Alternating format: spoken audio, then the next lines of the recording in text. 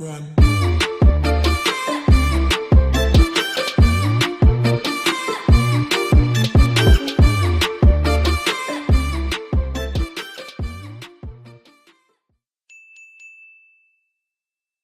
If you're wondering why I didn't ask Robbie Keane any questions, that's because he's not here anymore. But don't think he's not scarpered. He's actually doing the draw for the fourth round, which we'll have for you in just a few minutes' time, about 5 minutes' time if you're hanging on for it. Well, it was a livelier second half, made so really with a terrific goal from Origi, who you were quite critical of in the first half. Yeah, the manager had to say and do something at half time to get something, to get them going, to get them moving. And this is exactly what he would have wanted so early in the second half. James Milner pushing forward, touch, and little back lift there and left foot, and goes through the legs, and the keeper's got no chance. It's actually Liverpool's first shot on target in the game. I think Liverpool only had 9 touches in the 18-yard box of Wolves, which sort of sums up their performance really. But they did get back into the game, but to be fair to Wolves, that didn't faze them. They came straight back at them. The only shot on target in the whole game. Now, not to be outdone, Wolves went straight down at the other end and scored a long-range effort themselves. Paul? Yeah, they did, and you know it can only come from one person, and that's Ruben Neves. Yeah. You know, you see him time and time again. You know, if you let this fellow shoot, you know, not at times out of 10 he hits the target, and you know he scores so many goals from this area. He doesn't do tap-ins, Ruben Neves. So you've got to get to him here. I mean, me and Al were looking at this and saying, can the keeper do better? You know, I think he's a long way out, 31 yards out to be exact. The keeper takes some kind of movements to his left, so he puts his weight on his left-hand side, so then he can't get back to his right-hand side, and it's not in the corner of the goal. You know, admittedly it's a fantastic strike, don't get me wrong, but I think Milner may be disappointed with it. You're right about Neves. 8 goals he scored from outside the box for Wolves out of his 9 goals. The other one's from the penalty spot. But there was another heroic effort at the other end of the field, wasn't there, really? John Ruddy. Ruddy, sensational. Doesn't strike. perhaps look it there, but we've got one replay in particular where you can see definitely gets lovely the touch. strike. We thought that was in straight here, but the slightest of touches from What's this one? From John Ruddy. Ruddy. Right, slow, and then you'll just see the ball it there that he does get a touch onto the post there. Absolutely magnificent. Unbelievable save. Great free kick. You think it's in, and he's just put his team through to the next round. There, wasn't it? You know, so as much as I mean the players get a lot of credit for that save, he's kept confidence in the next round. Definitely well Very done. good. Yeah, well done. But overall, what do you about Liverpool? Do you think perhaps them being out of the FA Cup in a strange way improves their chances perhaps of winning one of the other 2 trophies they're going for? No, you have to. No, I don't. Less games? Well, it doesn't.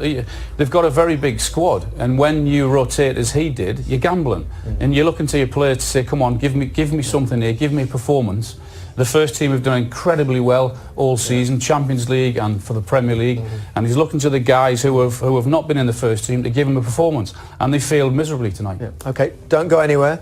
We're just about ready for the 4th round draw. It's time to hand over to Mark Chapman. Chappers! Firmino and Salah come on, that we really had a cutting edge. And you know, maybe with a little bit of luck Doherty got back and maybe hooked one off the line. Maybe with a better ball through from Keita to Salah at the end we might have nicked it, but overall probably Wolves were opportunity to have a go.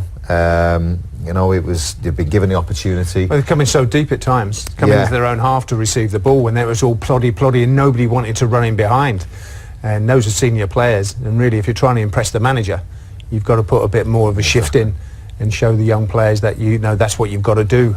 But overall, I think you have to say Fabinho playing at centre back for the first time in his professional career did exceptionally well in difficult circumstances as well. So overall, I don't think we deserve to go through. Maybe the outside we could have got a draw. Overall, you've got to look at Wolves and say probably they deserve to go through, and they're great tonight either. We can't discount the impact on the game. That early injury today throws everything out the window. The manager perhaps gambles slightly by going with an inexperienced bench. He hasn't got many options at centre-half as it is, but he loses one of his senior hopes on today so early. A 16-year-old comes on. Yeah. And as the game wore on, it caught out a few times first, but as the game wore on, second half, looked more composed in his surroundings, and we saw Sturridge, Origi, they need games. Keita needed a game in the middle of the park as well, so there's no excuses. They're still a strong Liverpool team, and that's what Champions League squads are about, having players that are good enough to come in and play at this level.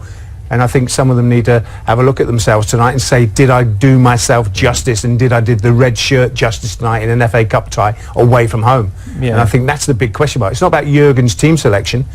I think overall you've got to say he probably looked at his squad, and if Lovren had stayed on, maybe it had been different, who knows. But to play senior players and then a youngster, that's fine. But some of the senior players for me tonight look really off the pace. I don't know if that's fitness, the way they're looking after themselves, or their attitude wasn't good tonight. I mean, they're international footballers. Yeah. You know, they're the top footballers. They're internationals. You know, you've got to be able to raise your game. I mean, you got to look at it a different way and just say, well, they're well rested, aren't they? You know, you can also say, like, they're not up to the speed of the game, but they're also well rested. You know, you look at the first team that plays, he predominantly picks probably 12 or 14 he goes with, doesn't he? Maybe 15 or 16 at a push he's using. Predominantly the 11 picks itself. So the ones who aren't playing are well rested. Yeah, and it's a far different situation to the team that the manager picked previously in FA Cup. Sometimes he had picked an academy side with 1 or 2 senior players. This time it was mainly senior players, experienced internationals with a couple of talented kids. OK, let's give the guys a rest for a couple of minutes. Head over to John Bradley's. Keep an eye on the text, tweets, emails, etc, etc. John, what's the verdict out in the social media world? I've also got the misfortune of looking at the FA Cup 4th round draw as well as it goes on. I'll run through that for you in a minute. But first, we've got to give praise to those young players who have shown real guts for Liverpool tonight.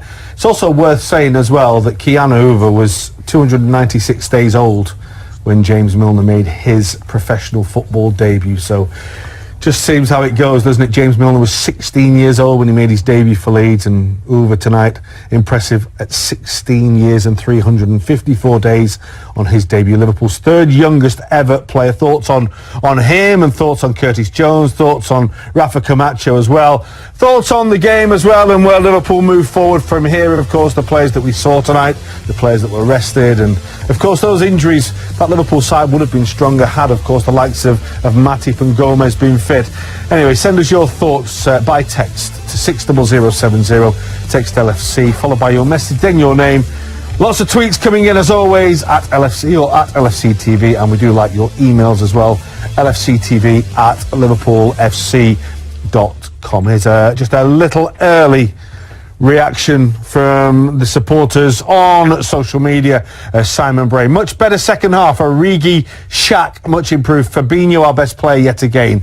Warren, FA Cup out of the way, let's move back onto the Premier League and Champions League. Keeps it quite simple, doesn't he? And Belinda, unfortunately, we deserve to lose that, but Over showed he's one to watch for the future. A player, of course, who only arrived at the club in September, didn't he? But really, really impressive so far at youth level, and stepping up tonight and unfazed by a really, really strong Wolves side. The FA Cup 4th round draw is taking place as we speak. Wolves, by the way, have been handed an away tie at Shrewsbury or Stoke. Do you want to know a few of the others, guys? So while we go through them, Arsenal, Manchester United is the big tie. Everton have got Millwall away. Chelsea, non-league team in the FA Cup, and I want Jason and Nigel to give their reactions as if they were the Barnet players or the Barnet management team to this draw. And when you look at them and you say, you come out of the hat first and you say, at number 30, Barnet will play number 7, Brentford. Talk about how flat you feel after that. You're the one team left in it and you've got Brentford. At least they're at home. Yeah, that's a good thing, yeah. Glamour not, but they are in the hat. More reaction from the boys in the studio to come. Time for a short break. We're back in a couple of minutes' time. The corresponding stage last season, Liverpool 14 points better off, 3 places better off. And you heard in that interview, the goals conceded only 7. That's a joint Premier League record at this stage of a season. As Jurgen Klopp said himself, it really is turning into a special campaign. His enthusiasm, Kyle, is infectious, is it not? Well, it was when he first got there. I mean, his personality has that enthusiasm built into it, and he's this force that it brings you close to him. You believe in him, and you have to have that, and then back it up with the tactical awareness of not only how to set your team up, but how to get the best out of them. And I think that's what he's been able to demonstrate to support that character. And once he has you there listening, he's got great things to say. And It was the same thing at Borussia Dortmund. He built a project that took time, and it was either finding players like Lewandowski that weren't household names before then, or grabbing the Mario Götzes from the youth teams and not being star players, and understanding that if you show faith in this team, build it. Then when you're close to the finished product and you have the backing from the club and the hierarchy to spend big on a player like Virgil van Dijk, you're close and you tick forward. I mean, they were 25 points behind Manchester City last year. To close that gap without City dropping off much, it just goes to show the last couple of purchases have been huge, but also this is a project that you can't just say this season's special like he did. It's special because of all the work that was put in and all the growing pains we saw.